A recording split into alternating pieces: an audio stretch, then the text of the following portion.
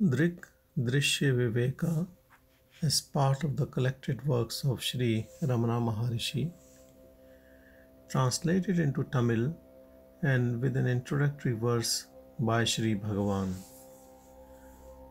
O thou divine Shankara, thou art the subject that has knowledge of subject and object.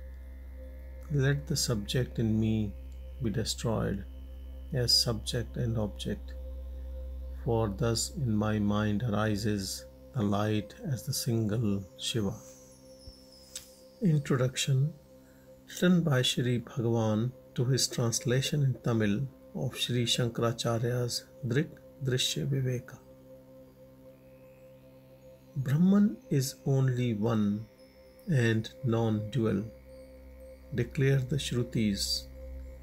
Since Brahman is the sole reality according to Advaita, how is it that Brahman is not apparent to us, whereas the prapancha word that is non-Brahman is so vivid? Thus questions the advanced sadhaka.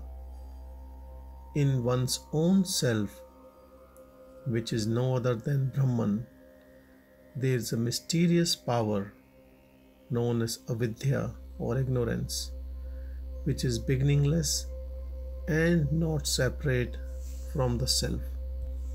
Its characteristics are wheeling and presentation of diversity, just as the pictures in a cinema, though not visible either in sunlight or in darkness, become visible in a spot of light in the midst of darkness. So in the darkness of ignorance there appears the reflected light of the self, illusory and scattered, taking the form of thought. This is the primal thought known as the ego, jiva, or karta, doer, having the mind as the medium of its perceptions.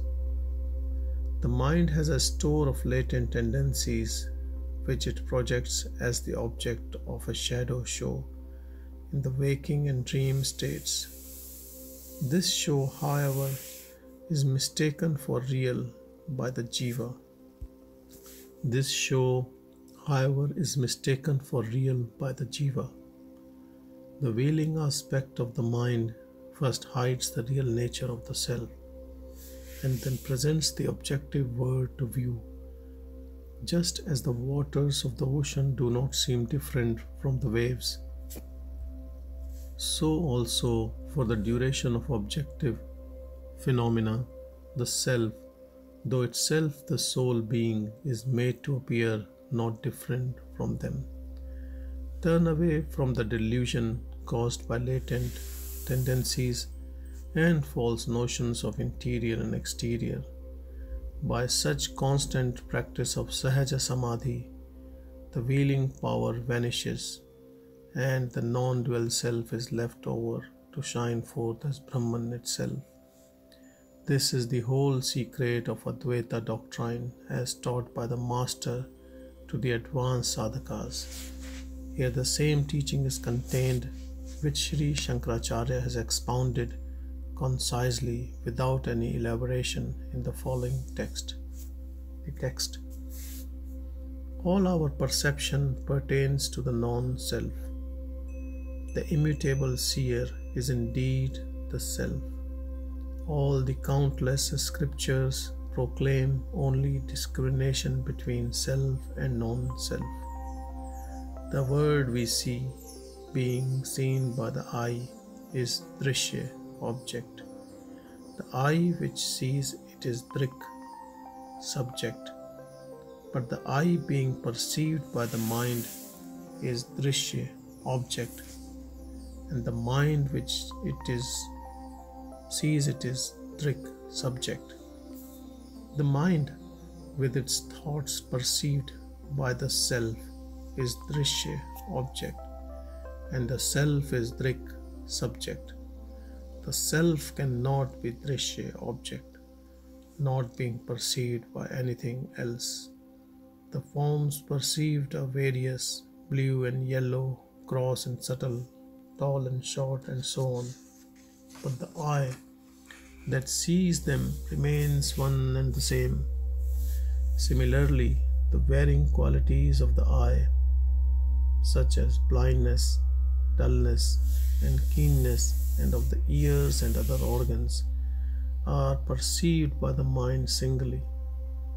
So too, the various characteristics of the mind, such as desire, determination, doubt, faith, want of faith, courage, want of courage, fear, shyness, discrimination, good and bad, are all perceived by the self singly. This self neither rises nor sets, neither increases nor decays. It shines of its own luminosity. It illumines everything else without the need for aid from other sources. Buddhi, as the sum total of the inner organs, in contact with the reflected consciousness, has two aspects. One is called the egoity and the other mind. This contact of the buddhi with the reflected consciousness is like the identity of a red-hot iron ball with fire. Hence the gross body passes for a conscious entity. The contact establishing identity between the ego and the reflected consciousness is of three kinds. The identification of the ego with the reflected consciousness is natural or innate. The identification of the ego with the body is due to past karma. The identification of the ego with the witness is due to ignorance. The natural or innate contact continues as long as the buddhi, but on realization of the self, it proves to be false. The third mentioned contact is broken when it is discovered by experience that there is no sort of contact of anything at all with the self, which is being. The second mentioned contact with the body, that born of past karma, ceases to exist on the destruction of innate tendencies, vasanas. In the deep sleep state, when the body is inert, the ego is fully immersed in the causal ignorance.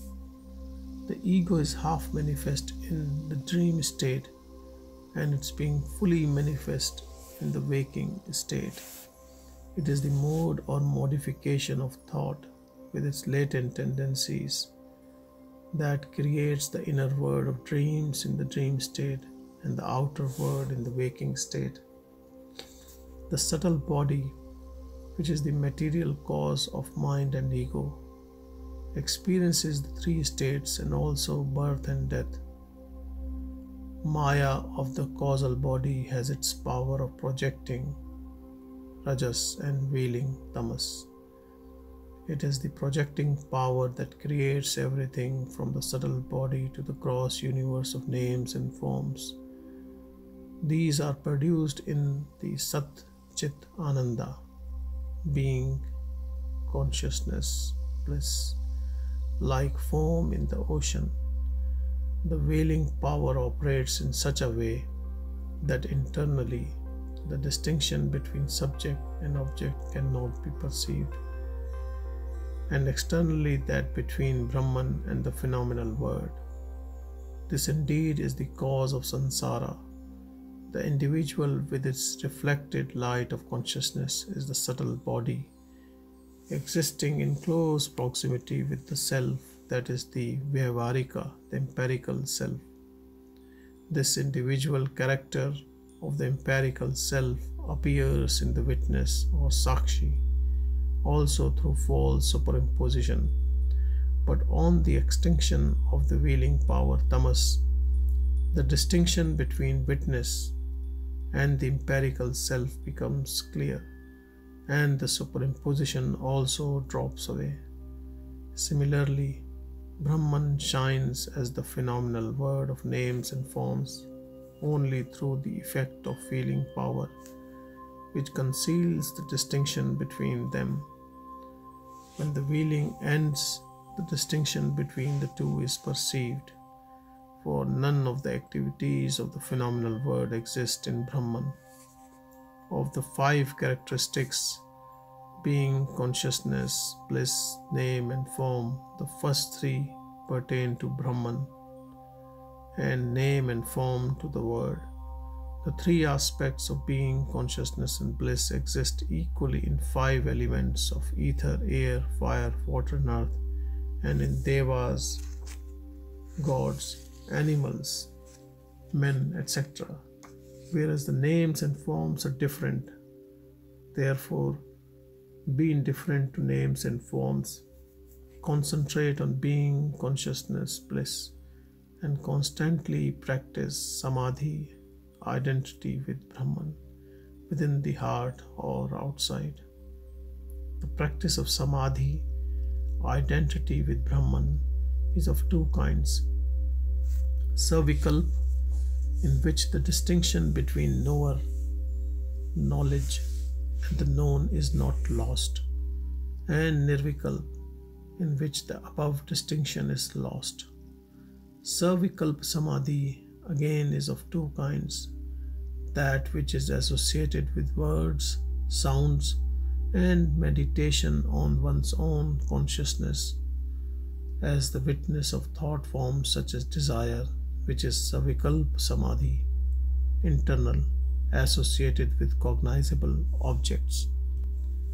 Realizing one's self as I am being, consciousness, bliss without duality, unattached, self-effulgent, is Savikalp Samadhi, internal, associated with words, sound. Giving up both objects and sound forms of the aforesaid 2 modes of Samadhi, and being completely absorbed in the bliss experienced by the realization of the self, is Nirvikalpa Samadhi, internal. Giving up both objects and sound forms of the aforesaid 2 modes of Samadhi, and being completely absorbed in the bliss experienced by the realization of the self, is Nirvikalpa Samadhi, internal. In this state, abidance is obtained, like the unflickering flame of light kept in a place free from wind. So also in the heart, becoming indifferent to external objects of name and form, and perceiving only being of or as Sat, is Savikalpa Samadhi, associated with objects. And being aware continually of that Sat, true existence, as the unbroken single essence of Brahman, is Savikalp Samadhi, external, associated with words. After these 2 experiences, being, which is uninterrupted like the waveless ocean, is Nirvikalpa Samadhi, external. One who meditates should spend his time perpetually in these 6 kinds of Samadhi. By these, the attachment to the body is destroyed, and the mind that perpetually abides in the Supreme Self Paramatman, wherever it may wander, is everywhere spontaneously in Samadhi. By this constant practice of Samadhi, the Supreme Self, who is both highest and lowliest, who encompasses Paramatman as well as Jivatman, is directly experienced, and then the knot of the heart is loosened. All doubts are destroyed, and all karmas, activities, cease to. Of the 3 modes of individual being, the limited self as in deep sleep, the empirical self as in the waking state, and the dreaming self, only the individual, limited by the deep sleep state, is the true self, Paramarthika. Even he is but an idea. The Absolute alone is true self. In reality and by nature, he is Brahman itself. Only superimposition creates the limitations of individuality in the Absolute. It is to the Paramarthika Jiva that the identity of Tattvamasi, that thou art, and other great text of Upanishads applies, and not to any other. The great Maya, the superimposition without beginning, with her veiling and projecting power, Tamas and Rajas, veils the single indivisible Brahman, and in that Brahman creates the world and individuals. The individual jiva, or concept of the empirical self in the buddhi, is indeed the actor of an enjoyer, and the entire phenomenal world is its object of enjoyment. From time without beginning till the attainment of liberation, individual and world have an empirical existence. They are both empirical. The empirical individual appears to have the power of sleep in the shape of veiling and projecting powers. It is associated with consciousness. The power covers first the individual empirical self and the cognized universe, and then these are imagined in dream. These dream perceptions and the individual who perceive them are illusory because they exist only during the period of dream experience. We affirm their illusory nature because on waking up from dream, no one sees the dream, no one sees the dream objects. The dreaming self experiences the dream world as real, while the empirical self experiences the empirical world as real. But when the Paramarthika Jiva is realized, knows it to be unreal. The Paramarthika Jiva, as distinguished from those of waking and dream experiences, is identical with Brahman. He has no other. If he does see any other, he knows it to be illusory. The sweetness, liquidity, and coldness of water are characteristics present equally in waves and foam. So too, the being, consciousness, bliss character of the self, the Paramarthika, is present in the empirical self and through him in the dream self also, because of there being only illusory creations in the self. The foam with its qualities, such as coldness, subsides in the waves. The waves with their characteristics, such as liquidity, subside in the water, and the ocean alone exists as at first. Similarly, the dream self and its objects are absorbed in the empirical self. Then the empirical world with its characteristics is absorbed in the Paramarthika, and as at first, being, consciousness, bliss, which is Brahman, shines alone.